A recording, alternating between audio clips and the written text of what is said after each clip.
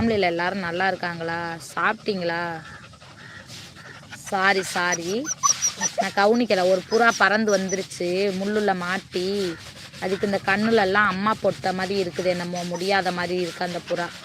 அது யார் விட்டுன்னு தெரியலை. அது வந்ததை எடுத்து அது என்ன பண்ணுறதுன்னு தெரியாமல் நானும் பாப்பாவும் பேசிட்டு இருந்தோம். அதனால தான் அது இது பண்ண முடியல. அதனால தான் உங்களோட கமெண்ட் நான் படிக்க முடியல. Sorry extremely sorry. ஓகே அக்கா, நல்லா இருக்காங்க.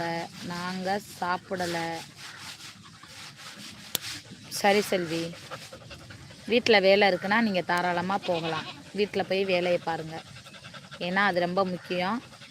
வீட்டில் வேலை வெட்டி பார்க்காம கிடந்தாலோ இல்லை குழந்தைங்கள வீட்டை கவனிக்காமல் இருந்து செல்லுலேயே இருந்தாலும் குடும்பத்துக்குள்ளே பிரச்சனைகள் வரும். அதனால் நீங்கள் போய் ஃபஸ்ட்டு குழந்தைகள்